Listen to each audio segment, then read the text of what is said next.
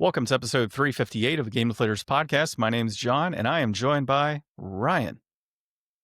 Hey, everybody here at the Game Deflators podcast. We like to talk about games we've recently picked up, games we're currently playing, and we're taking our own long walk in this week's Inflation Deflation Challenge.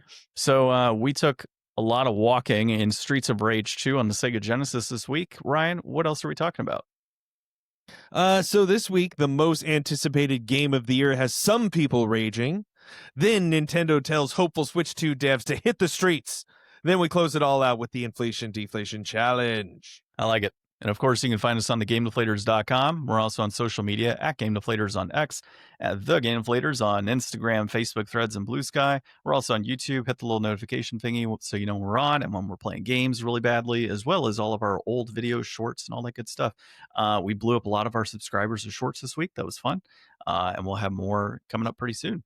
If you came here from a short, tell us how tall you are in the comments. Okay. We're also a podcast, so you can find us on any podcast application that's out there. And if we're not on it, then go ahead and tell us we need to be on there.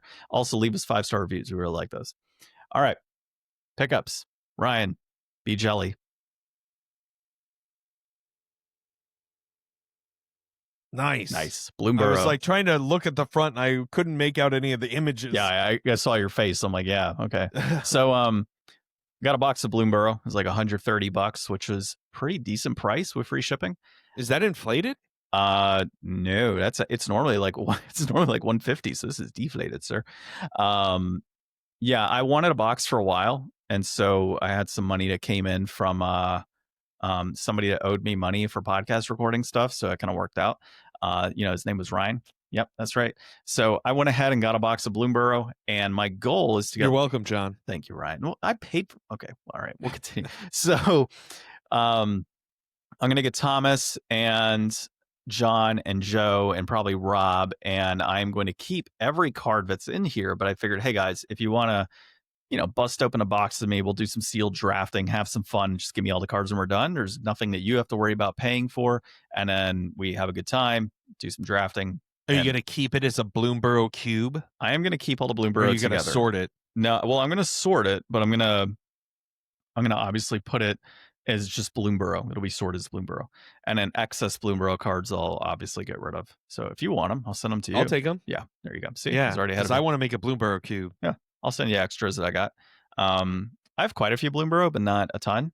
So we've drafted like twice. I'll probably get another booster box at some time in the future because I do want to, obviously have a good collection of it. And then I need to get some of the other ones that I missed out on, like the Dragons of Tarkir or Tarkir Dragonstorm, Duskmorn, and like another one. I want to get a box of those as well. So yeah. I don't think I think I played like one game of Duskmorn. Really? Huh. It's got some cool cards in it. I got a few, but I buy a lot. I didn't go to pre-release. Yeah, I didn't either. I wasn't really playing a ton at that point because I was busy with other things. But I generally like to buy singles. So when that set came out, I started buying singles of cards. Oh, and that reminds me, I got more singles. I picked up what is this? A Stelly Reclaimer, some white card from the new Edge of Eternity set. So it's all shiny. But I got those. And then I got another card that came in. And the guy sent me like 2 freebies. So I got Nutrient Block and Flight Tech Coordinator. I'm like, okay, cool. It'll go into the Edge of Eternity stuff. The Nutrient Block is funny. It's indestructible. Isn't that the one that like you draw a card or something? Sacrifice, you gain 3 life. When his artifact's been in a graveyard, battlefield, you draw a card. Yeah.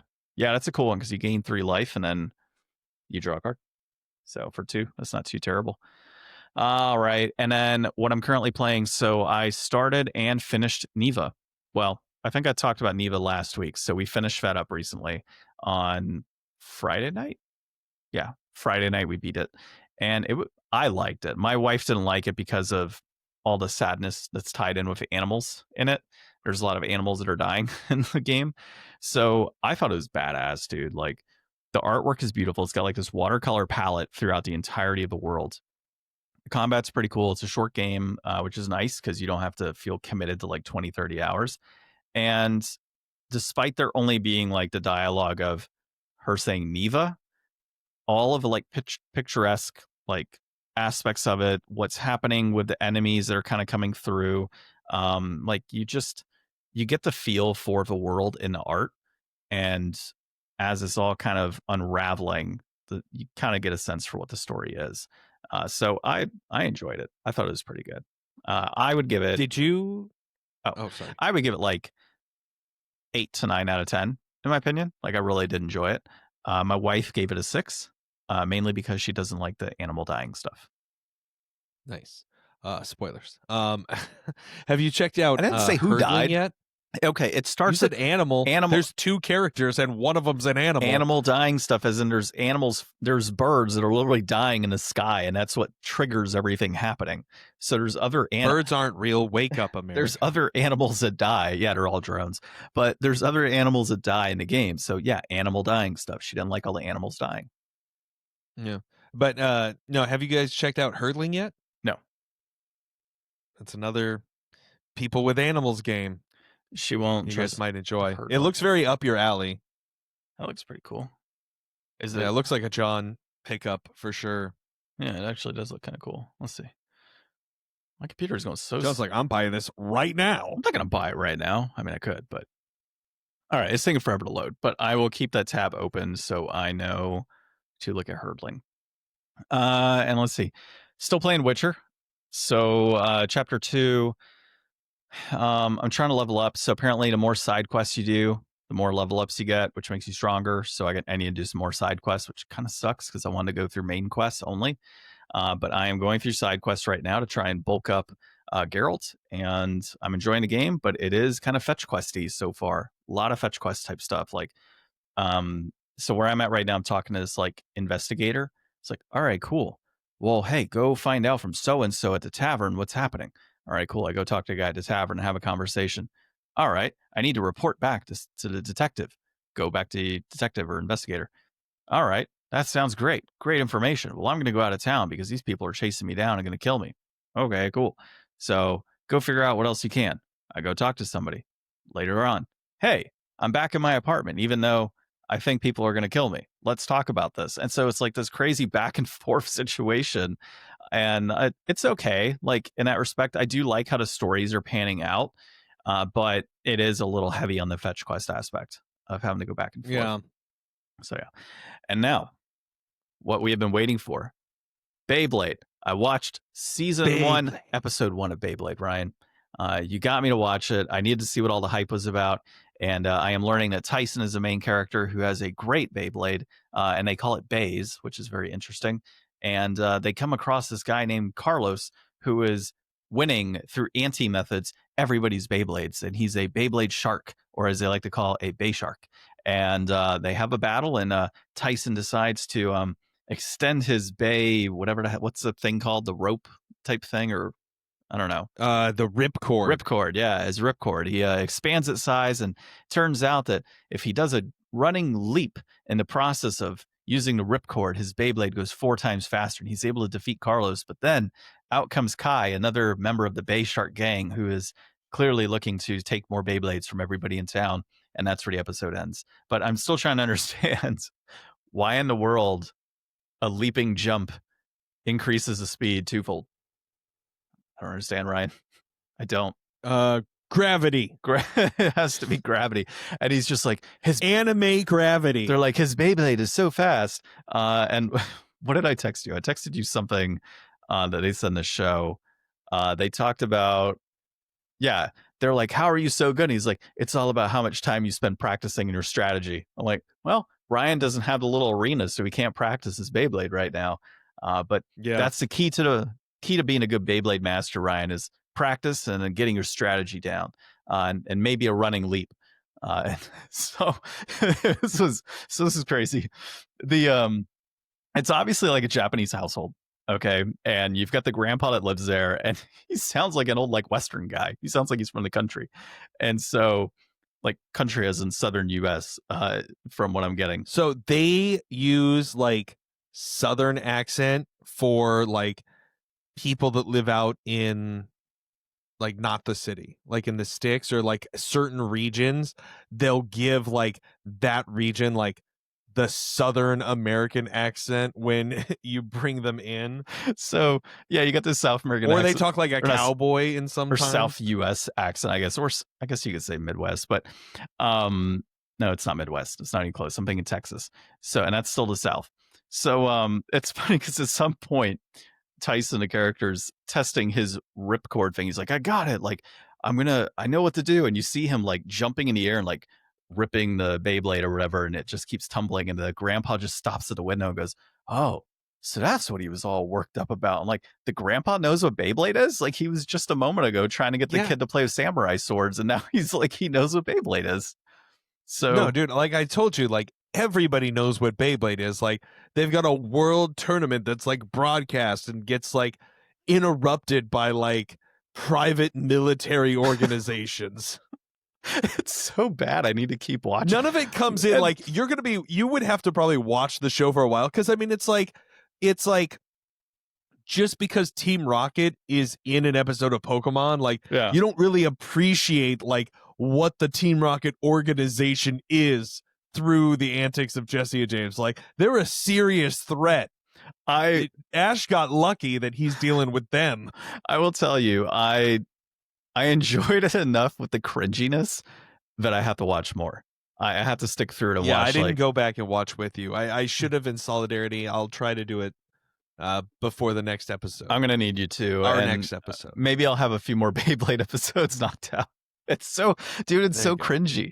That's the thing. Like, nothing against the voice actors, but it's not very well done. Like with the voice acting, it's pretty. Isn't cringy. it like a 4Kids dub or something? You know what? That would make a lot of sense, actually. Now that I think about it, it's pretty rough. At least that's the one I think I saw, because I'm pretty sure I watched it on like WB or something like that. I don't know. Let me check 4Kids stuff. Okay, let's look up Beyblade Season 1. Okay. All right, is there a wiki? There is. All right, who did the dub?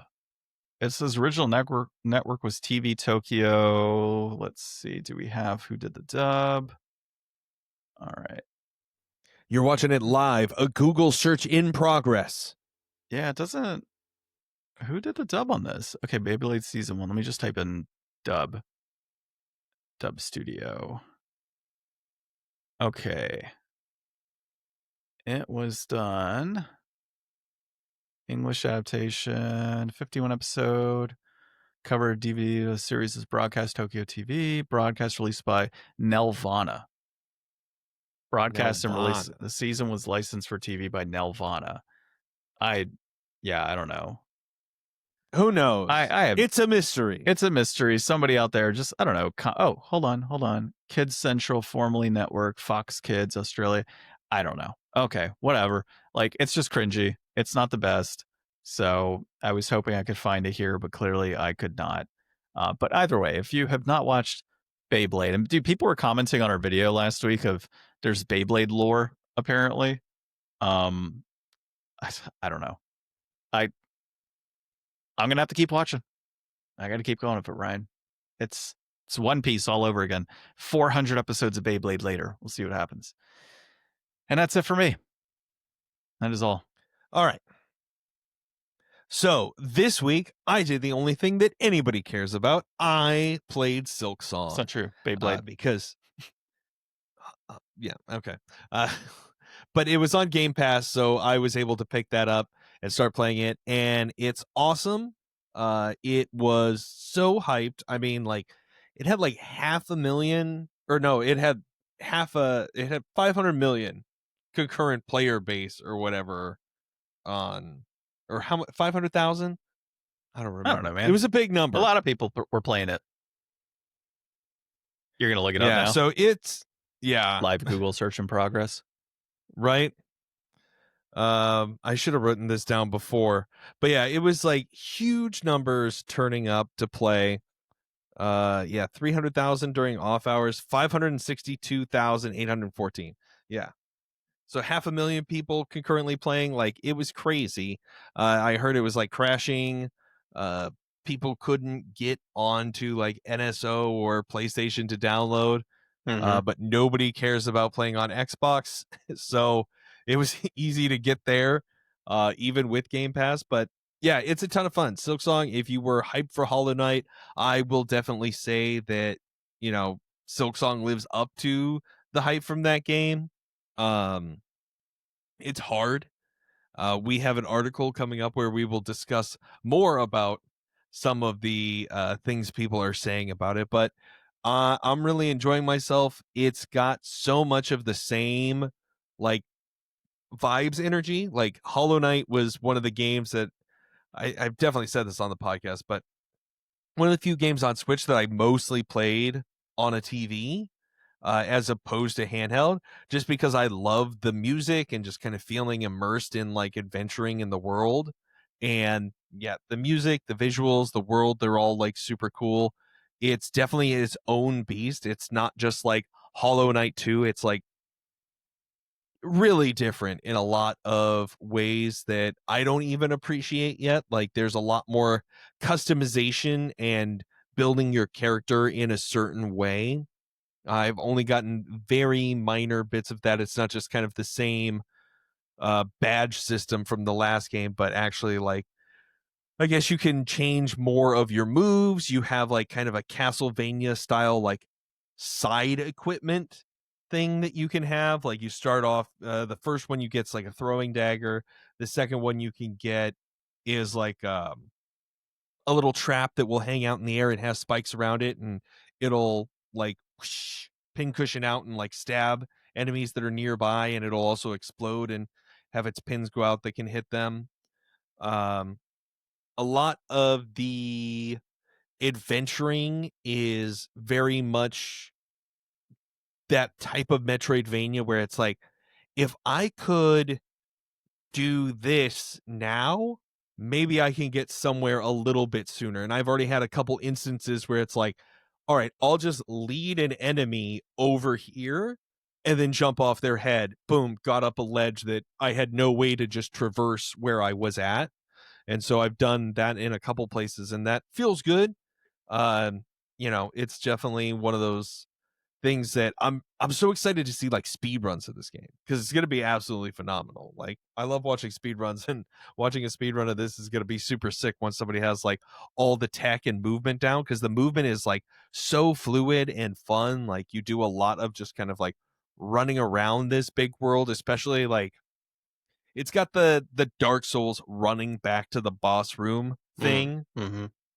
which is frustrating, but the fluidity of the movement and just kind of how much you can kind of like style when you play, like it really has a lot of kind of expression that you can put into it and, feel like it's not as much of a slog navigating around.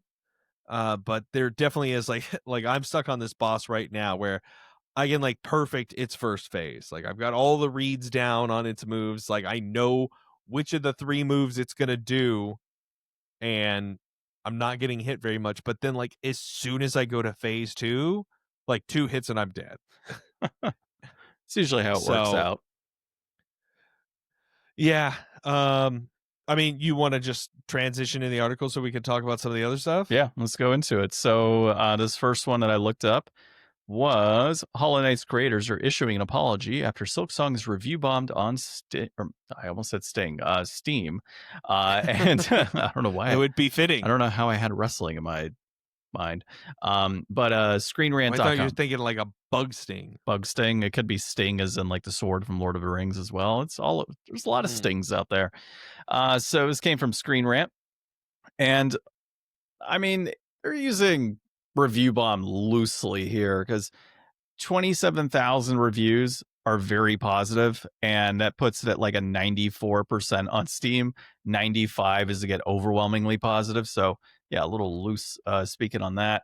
And then it's got like an 8.9 out of 10 it said, and Hollow Knight was a 9.1.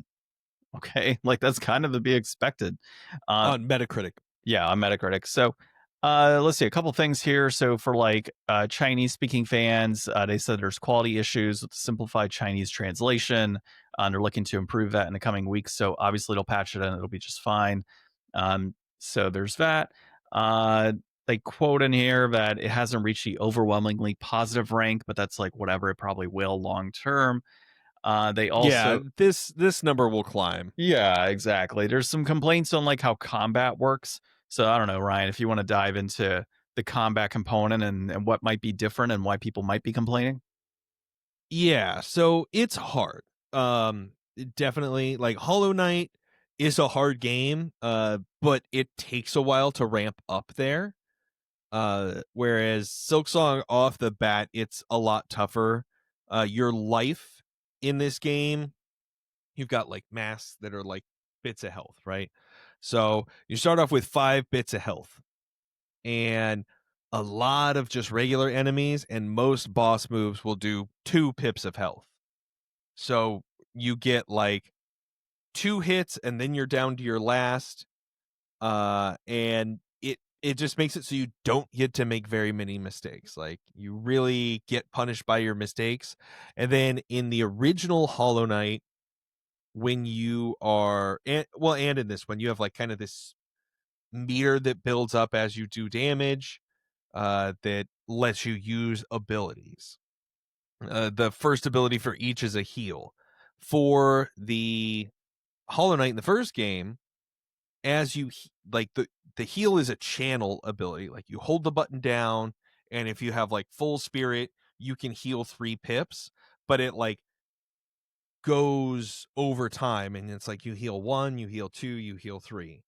Um, in this, it's like once you have max silk, you can heal 3 bars, but it's all at once. So it's like not a gradual thing. You have to go through the whole animation to heal all 3. And it's not like you can just like do a quick single heal or like do a medium double heal or like really channel and do a full 3 heal. So like you get committed and locked into this healing animation. And so it really makes it tense in some of these battles where it's like you have to fight all the way to fill the meter to be able to heal. And then you have to get enough breathing room to be able to execute the heal. And so it just like when you're already on the back foot of taking so much damage, it makes it difficult to climb back. And it also makes it really, I don't know, like I never use my like long range, like launch my sword ability that does a bunch of extra damage, I'm sure, because it takes half my bar for my healing. And I just like I can't commit to throwing that move out there ever because I might need to heal, or likely I'm going to need to heal. So the challengingness of the combat, the initial kit, people are a little weirded out by. In Hollow Knight, you had like a really easy downswing pogo attack. So like you could use it on like certain enemies. There were like puzzle platform challenges in the game where like an enemy would be walking over a pit of spikes and you just keep like down slashing at them and pogoing off their back to like get across like a big area or whatever. Her like down ability at first is like at an angle, so it's like kind of hard to get in at the enemy at like the exact right angle sometimes, or like sometimes you come up short, or sometimes you kind of go over them if they move in a weird way. So it's like not as easy to kind of lock in the combat, but it is really cool when you do, because you're like zooming in and then bouncing off at an angle, and then you can like hit another guy and kind of go back, and you can do like your mid-air glide to kind of like stall yourself out for a moment and then go down for a second attack. Like when you're really in the zone and like feeding it all together, it looks really cool and it performs really well, but it's definitely like I'm not great at the game by any stretch. So it's one of those things where a lot of people are having a hard time with it, and I totally see why, but I don't feel like it really holds the game back. I mean, I'm not going to finish this game probably. I didn't finish Hollow Knight, but I got pretty far in it, and I'm just kind of fine with not ever finishing most games, but I feel like a lot of people, this is going to be a game where like they'll probably run into something and just be like, I can't, or whatever, or they'll just really need to spend some time and just grind it out. So one of the comments in the article came in from, it says Icarus 9 puts it, in their review, Hollow Knight had the slickest, tightest game design ever. I was frustrated at my own mistakes, but never at the design of a game itself. But then, it varies by people, right? So, like, we have another guy named Sean says, it sounds like a small number of gamers who are angry, and it's exactly like the older game they already like, or it's not exactly like the older game they already like, right? So that makes sense, right? So you really liked Hollow Knight, and it's not Hollow Knight, like it's not exactly the same, so you're frustrated. And then somebody else said, definitely an amazing game, but I personally think it took several steps backwards.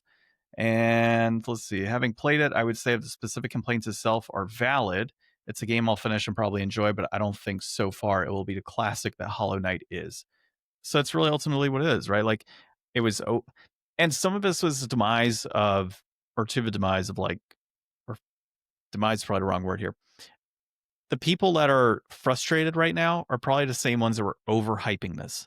It's like the next big Well, indie, it's been a yeah. few years, right? So like people are really hyped up about this game. They're hyping themselves up. They're really excited. And then it doesn't hit the mark. It's not perfect. It's not exactly what they were seeking. And that overhype has just kind of gotten them down. And so, yeah, they're a little frustrated. But if you didn't hype yourself up that much, it probably wouldn't be that bad. You'd probably be enjoying it as its own thing.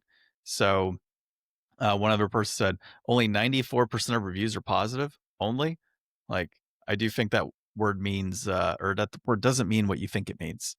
So, yeah, Yeah. it's. I mean, look, people are going to complain, but I get it. Like your points that you're making are valid. If you're frustrated at the game design and how many pips of health are being taken off, and like it's frustratingly difficult, that makes sense. All I can say, Ryan, is get good. That's all I could say for you. I mean, I'm trying, and I've done some things like this. There's this like rival type character in the game, I'm sure, because she just kind of comes off that way. I think it only took me 2 tries to beat her, and then there was this like other boss that was like a really big dude that was kind of like, I don't know. It seemed like it was probably an easier fight. I did that one in one shot. Like there's been a couple things that like I've been able to get around either through just like getting it or cheesing it. Like Mhm. pretty early on there's this like really big dude that just like wrecks your face, and there's just like almost nothing you can do about it. But if you go to like the left in the cave, like there's a part where like the cave ceiling like mouths down where you come in, and if you just dance back and forth in that area, like he can only use one of his 2 attacks instead. So it just makes it like process of elimination. You could just cheese it out, and it takes a little while to beat him, but like it's something you can do. Like this game is definitely gonna be challenging, but yeah, you kind of do just have to get good, or outthink it somehow. And not in all situations can you. Actually, the it's funny, the boss that I'm fighting right now, and I don't remember this being a mechanic at all in the first game, but it has uh like a Dark Souls kind of like, hey, help me fight this guy, and then you get like an aid in fighting the boss, Hmm. and it's kind of cool. I still haven't been able to beat it with that either because it's still hard, but at least like if you want some help in that fight, you can get it. So I don't know what else is available in some of the future fights or whatever, if that like is continuously a thing, or if like they have these kind of checkpoint bosses where maybe they allow that as an extra mechanic. I'll see and tell you about it as we go. But for now, I'm having a really good time. I think I got some footage of it that I'm going to try to send over to try to get some shorts posted up so you guys can see a little bit of it. I'm not going to record like a full playthrough or anything just because I'm playing like on my computer on my Xbox. I even like played a little bit on like the cloud on my phone. Mhm. So I'm just doing it in too many places, and you just never get the full thing. So I'll just maybe put up some clips and stuff when I can. All right, sounds good. I just realized I completely skipped a thing before we dove into articles. I wanted to do a D&D update in like less than a Oh minute. yeah. Yeah, so we continued our Strixhaven campaign. And so after you guys battled Murgaxor, and I know it's kind of coming out of nowhere in the middle of our flow, but we'll just do it in less than a minute. So you guys finished up. Rolled a nat 1 for transitions. Yeah, that one for transition. So you had Murgaxor in the last session. You kind of figured out who he was. Super short. You guys went to class to start off the new year, your final year, and one of professor, all the students that are in are like, "Oh, does he have a peg leg? Is he ugly? Like, is he tall? Like, just kind of like Voldemort has appeared, and everybody wants to know what Voldemort looks like." Kind of same concept. And so Professor pulls you aside and says, "Hey, there's students in detention that we need to get your assistance with." And when you get there, it turns out they wanted you to run some errands and getting some crates moved. Uh, but before all of that, you encountered a member of the Oryk who you spoke with, who then disappeared.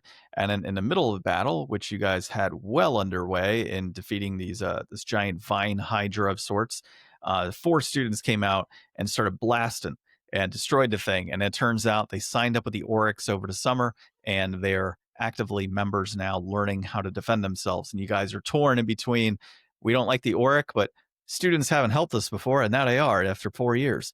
So where do we go? Right. So it was kind of funny to throw you guys in that situation. And the teachers are like organizing and like trying to be proactive about, everything we've been talking about for freaking 3 years. My character's going to transfer. I'm going to see how many credits I can move over. I'm going to the German school instead. With the big boat. So then you guys end up at the swamp where you are picking up different crates, and you are paired up with students who don't know what the hell they're doing. Some of them are first years, and some of them are just not that great at magic.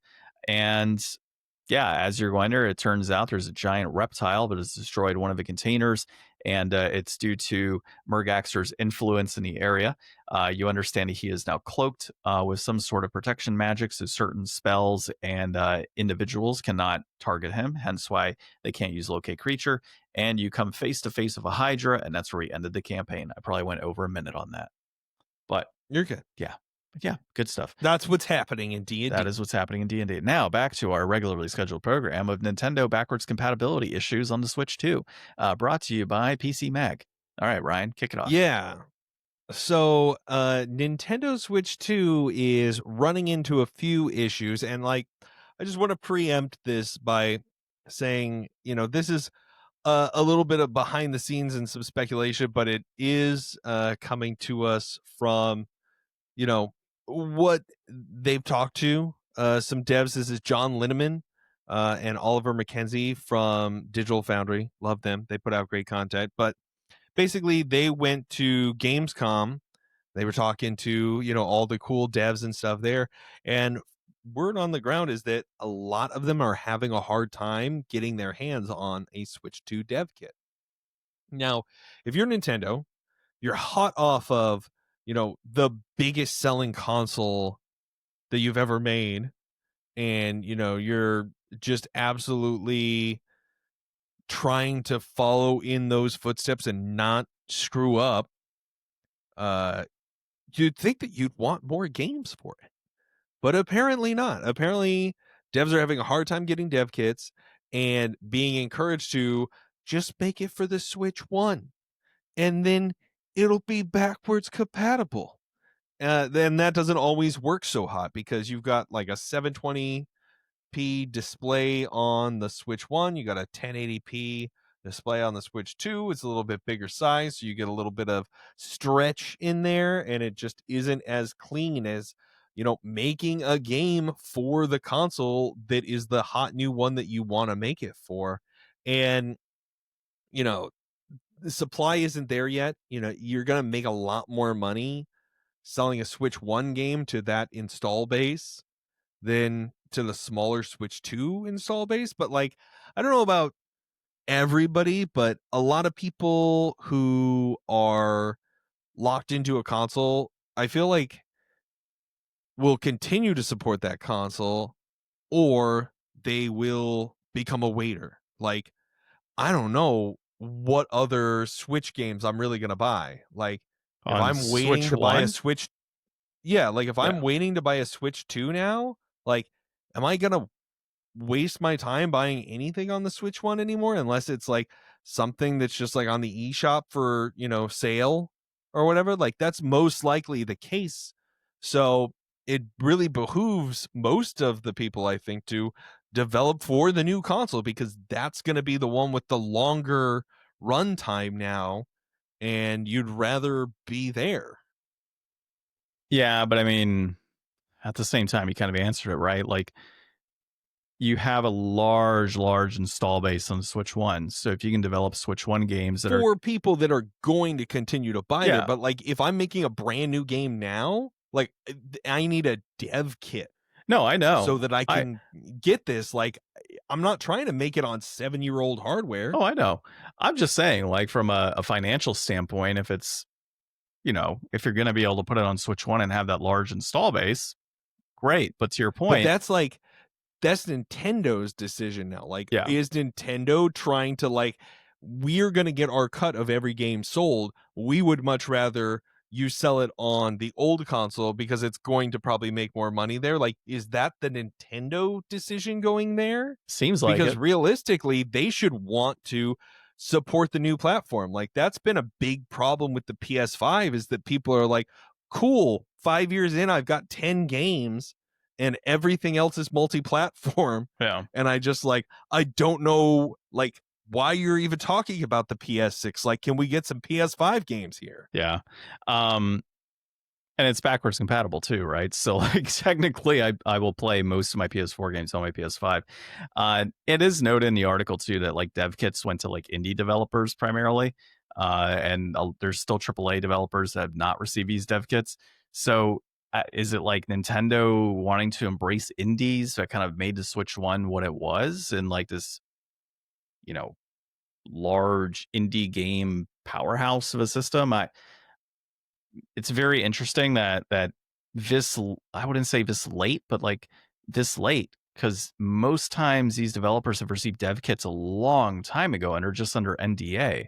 So the fact that there's still developers I without think they were one, just so worried about leaks, and then everything was basically all leaked out. Like, yeah, how hype was like the lead up to Switch 2? Like, we were talking about it all the freaking time, and then we all knew everything about it before it came out. Like, there was all the hardware, like all the like shell releases and like, Yeah, but, even like- just like full like pictures that people had taken of it in a factory or whatever. but like dev kits don't necessarily look like the console half the time. Like they're all bulky I know, and like weird. the PS5, like the hanger, the V hanger Yeah, thing. like they normally don't look like. So those leaks are coming from people that had their hands on, either the development of like third party peripherals or within Nintendo itself. So I find it very odd that like dev kits still to this day have not hit the hands of some AAA developers. That to me is just very odd. And if you're trying to, sell consoles, and that's what Nintendo, that's their business, right? Is selling consoles. They're in that hardware business. You gotta get those dev kits in the hands of developers, right? To be able to, like you said, make more games. And it's not to say Nintendo isn't going to have any Switch 2 games, but I do kind of see this, and we talked about this, right? Like, is it going to go down the route of the Wii U? Obviously not. It's sold a crap ton of consoles so far. But in terms of what its potential is for long-term sales, I think it is going to be hindered by such a large install base on the Switch 1, and people thinking, why do I need to buy a Switch 2? I'm still getting games for the Switch 1, right? There's tons of games on the Switch 1. There shouldn't, for me, my wife actually asked me today, she's like, when are we going to Switch 2? Not anytime soon. I have zero interest in getting a Switch 2. There's just no reason for me to get one right now. But there's a Donkey Kong game, John. There is, and it'll go on sale at some point in the next year. I'll be able to get it for like 40, 30 for bucks. $5. No, I'll be able to get it for like 40 bucks easily. So, yeah, we'll see what happens long term. But it is very odd, like you said, that they don't have these dev kits out. All right, but you know what does have a dev kit out many years ago? The Sega Genesis, and they created Streets of Rage 2 with that dev kit, right? So let's dive into that. This was made by Sega, so I is it a dev kit if like you're the company that developed it? Like, is it just Maybe, I don't know. Maybe you're in. It's just you made it on the original prototype hardware. Yeah, it's a dev kit, right? So it was developed by Sega, published by Sega. You took my fire. You said who it was. That's my lines, right? I was trying to get you to rage, John. Well, don't worry, I'm not raging tonight. That's for D&D when I play a barbarian, and I haven't played a barbarian in some time. It was designed by Kataru Uchimura, Ayano Koshiro, Mikito Ichikawa, and it was released in December of 1992. It is a walking simulator beat 'em up with reception of 9 out of 10. And Ryan, let us know what it's about. 1 year after defeating the criminal mastermind, Mr. X, and dismantling his syndicate, peace returns to the city. Which city, we don't know. But that calm is shattered when Adam Hunter, one of the original heroes, is kidnapped. His younger brother Eddie, Skate Hunter, discovers the wreckage of their home and alerts Axel Stone, who teams up with Blaze Fielding and 2 new allies, Skate and the powerhouse wrestler Max Thunder, to defeat Mr. X and rescue his brother and save the city.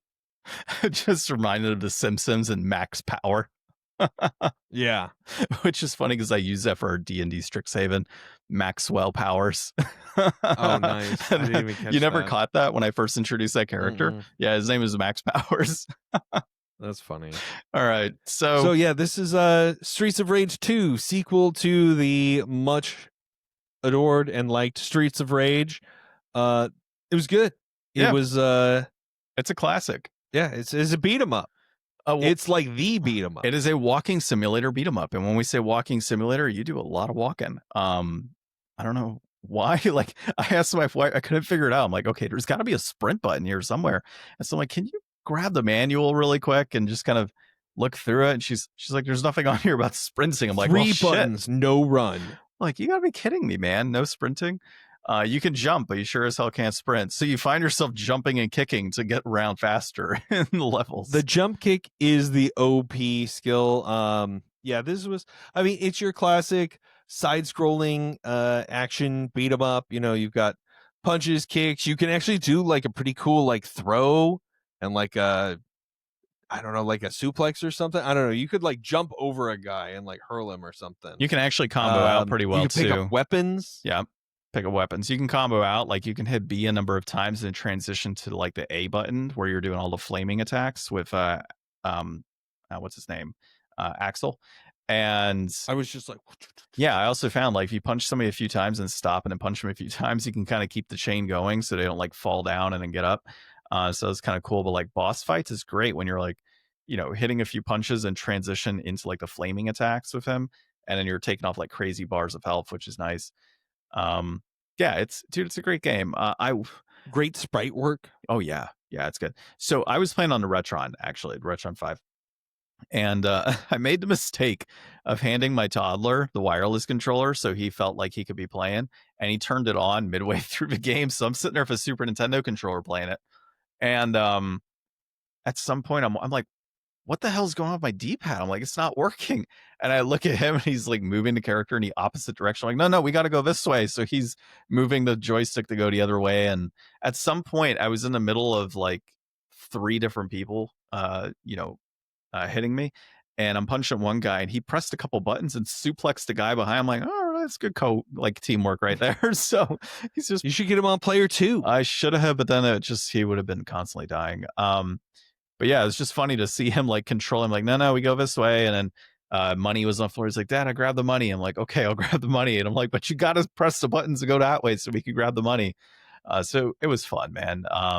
Being able to sit there and play with him. And I will say I probably could have gotten a lot further with a lot more life bars and health if I didn't have a toddler going in the opposite direction and like screwing me up. You made it twice as far as I did. Yeah, apparently I you got made it all the way to stage 4. I got to Jet and he whooped my ass. Oh yeah, Jet kicked my ass, but I started learning. Well, again, I had a toddler controlling the damn control half the time, so like the fact that I had that excuse. Yeah, no, it was rough, dude. So I beat the first boss with him messing around, and it was easy enough. Second boss beat him. Jet, I think, was the 3rd stage, if I'm correct. And then the 4th boss, I want to say, or in the 4th stage, you battle like 2 of the prior bosses, like the one that has the whip, the chain whip, and the guy that like has multiple knives. I forget their names, but you battle them at the same time as like a samurai guy, if I recall. And so, yeah, it was kind of rough, but I got past stage 4 and into stage 5, and I was like, all right. Did you just play Axel, like the default character? Yeah, you could choose 4 characters. You don't have to choose Axel. I know that I'm just seeing if we played the same guy. Oh no, I played Axel all the way through. That's how I've always played Axel in this game. But yeah, I mean it's a good time. Like I said, a little difficult when you have the other player one controller going the opposite direction. But in terms of how difficult the game was, this is one that like you and I, honestly, if we were playing two players, we could have knocked it out within like a short period of time, like ran through it with no problem. So it's a very, for a beat 'em up, it's actually quite an easy game. Despite like motorcyclists kind of coming out of nowhere and Jet. Yeah. So you continue, sir. It's a good one. Anything else on this? No, yeah, we can just jump into it. Brass tacks on this one. Complete inbox will run you $52.61. That peaked at $69.84 back in May of 2022. It is currently trending down. Loose copy will run you $22.45. There was a weird outlier. Somebody paid $51 for it in February of 2023, but other than that, it peaked at $29.99 back in May of 2022. Also currently trending down, and it is available on NSO. Maybe I was telling John earlier, anytime you see us playing a Sega game, it's probably because it's available on NSO.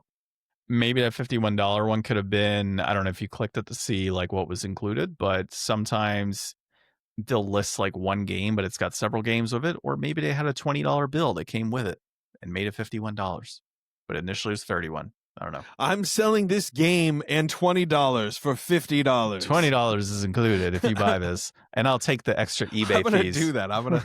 People should just like put sports games up for sale and just like tape a $10 bill to the front of it. You know, you can sell pennies actually for $20. You can sell pennies for like $1 on eBay. Did you know that? Like 100 of them? No, like 1 penny.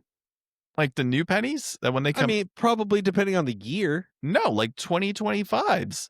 They were listed because it's the last year they're doing a penny this year. And yeah, so there's like a weird thing about it. Yeah, but they're still producing millions of them. It's not like they cut down like a crazy amount. People are dumb, John. I guess. Well, no, I mean, yes, but no, at the same time, like if I could sell pennies for a few dollars a piece, I'd do it. That's a good profit. Dude, you know what I saw? Some of those Beyblade parts go for like $20 just for like the base part. Oh wow. That's crazy. Yeah, dude, you could split up a bay and sell it piece by piece. God, you're using the terminology. If you don't stop, Ryan, the Bay Sharks will come for your Beyblade. Dude, I'm gonna quit my job and I'm gonna be known as the Ancient Blader. I'll be the oldest person in Beyblade. God. I feel like the old country, and you guys have a southern accent though, because you live in what do you call it? Now I might not be a big city Beyblader. You live in the suburbs of the Seattle area, so you got to have the southern accent. You're not in the city. Exactly. So well, down here in Federal Way, that's not how we blade. So overall rating here. I mean, I love this game, dude. I love the cover art. This is one of those that the cover art's badass. Sega Genesis cover art in general is always pretty cool, but I mean, 52 for given the like how long the game actually is, I think is a little inflated, but that $22 price point for me, well, and I think it's a little bit surprising. Like, I feel like this is one of those games that like everybody who had a Genesis had. Number 1, they did. Number 2, not as many. 3, definitely not as many. That one's like a lot more money for number 3. Okay. Yeah. Especially, I felt like this would be so ubiquitous that it would be cheap. Yeah. Well, so like complete in box, I mean, that's not the worst I've ever seen. And I mean, Genesis? Yeah, I mean, Genesis is that classic clamshell case, man. I've always enjoyed, like when I collect Genesis, I try to only collect complete in box. I don't like loose copies, whereas like N64 and Super Nintendo and NES, I'm not a big fan. Oh, wow. What, number 3? You found it? Yeah, 174 complete in box. Okay, so yeah, in comparison, I'm gonna go with just right. Yeah, I would go just right as well. I actually want to pick up a copy of number 3, but I might just pick up a loose copy and For print out. $174? No, I'll probably just pick up a loose copy and make my own case. So Holy cow, that's not even the peak, man. yeah, I know. It peaked at $260 in September of 2020. Uh-huh. Yeah, and what's crazy is And it's been regularly over 200. we did in like episode 35 or 39, I don't remember, but we did like a beat 'em up showdown where we played Cyborg something, Hyperstone Heist, and Streets of Rage 1. And yeah, it was like 200 something bucks at that point. I'm like, oh, I know I have Streets of Rage 3. Turned out I didn't have it, which kind of pissed me off because I could have sworn I did, man. Well, either way, just right on our rating. So sequel September continues. This is cheaper than 1. 1 is 58 complete in box. So and this is just right, Ryan. Maybe even deflated. Maybe it's, the right price and cheaper. Yeah, than what I you mean, should it's pay. the cheapest of them. Yeah. And it's probably better than 1. So yeah, I'll go with you. I'll go deflated. Oh, we're going deflated. Okay. All right. We're changing it up. All right. What are we doing for sequel September next week? I got no idea. I I don't know. don't know. Let's see. think about it. Let's just do it now. I'm gonna go on price charting and I'll look at my collection and we'll see what we got. Wait, no, I gotta log in on my phone. I've got it on there. So what kind Kirby's Dream Land 2 on Game Boy. do I have Kirby's Dream Land 2? I was gonna go with like a PS2 game, but let's see. Let me type in Dreamland. Oh, you know what? I have a collection. So I have Dreamland. I do not have Dreamland 2, but I have a collection that I'm pretty sure has Kirby's Dreamland 2. I'll figure out a way to play it. Oh, Sounds good. Hold on. We could do Kirby Nightmare in Dreamland. Is that I mean, is it I guess it's a sequel because it's not the first Kirby game. It is not. So automatically is a sequel. It is on GBA. So Okay. yeah, let's do and it's no close to spooky month, right? Close enough, and it's still sequel September, so I think it kind of fits Spooky in. month. Yeah, I see all your spooky months. So we got to figure out some Halloween games for October. We always mess it up. So I think we got to consider that too. All right. Kirby's Nightmare in Dreamland or Kirby Nightmare in Dreamland will be next week. And I'll probably end up asking Sounds you good. middle of the week. I'll make the episode title now. All right, cool. So we got it. All right. Well, until then, this has been episode, I'm looking at it, 358 of the Game Deflators podcast. My name's John. I'm Ryan. And thanks for listening and watching.